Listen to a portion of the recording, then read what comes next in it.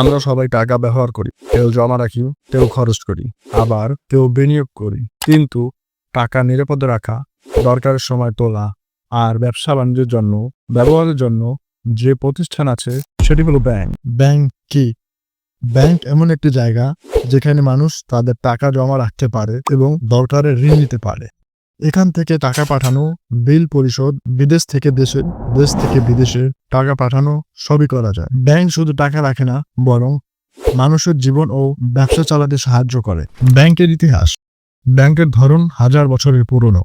প্রায় 4000 বছর আগে প্রাচীন মেসোপটেমিয়ায় মানুষ শস্য আর সোনা মন্দিরে জমা রাখত। প্রাচীন গ্রিস ও রোমে কিছু মানুষ মুদ্রা বদলাতো এবং অন্যদের টাকা ধার দিত। এটাই ছিল প্রাথমিক ব্যাংকিং। মুদ্রা বদলাতো বলতে বোঝায় এক শহরের মুদ্রা থেকে অন্য শহরের মুদ্রা রূপান্তর। যেমনটা আমরা ডলার টাকায় রূপান্তর করি, তখন সব জায়গায় একই ধরনের মুদ্রা ব্যবহার হতো না। তাই ব্যবসা বাণিজ্যের জন্য মুদ্রা বদলানো জরুরি ছিল।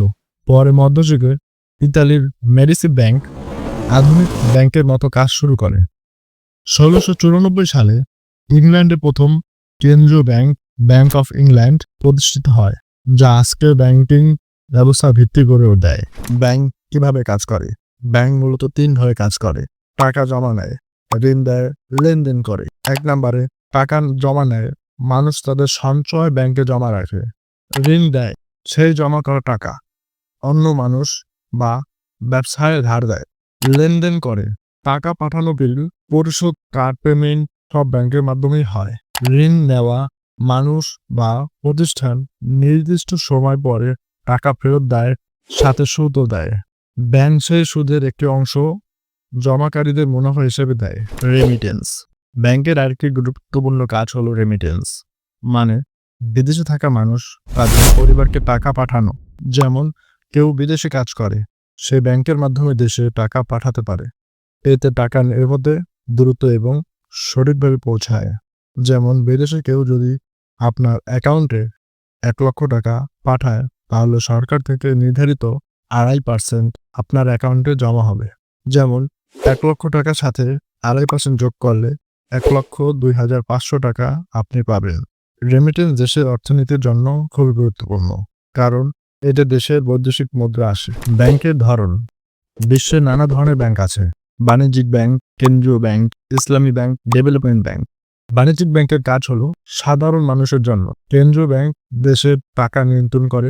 ইসলামী ব্যাংক সুদ ছাড়া সেবা দেয়। ডেভেলপমেন্ট ব্যাংক বড় উন্নয়ন কাজের জন্য টাকা দেয়। আজকের ব্যাংক। এখন ব্যাংকিং অনেক সহজ হয়ে গেছে। Mobile banking, online transaction, e wallet সবকিছু হাতের মুঠোয়।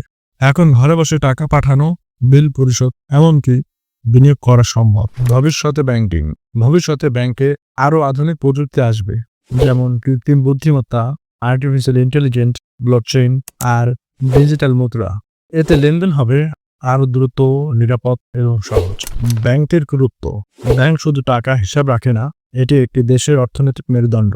একটি ভালো ব্যাংকিং ব্যবস্থা থাকলে অর্থনীতি শক্তিশালী হয় আর শক্ত অর্থনীতি একটি দেশকে এগিয়ে নিয়ে যায়।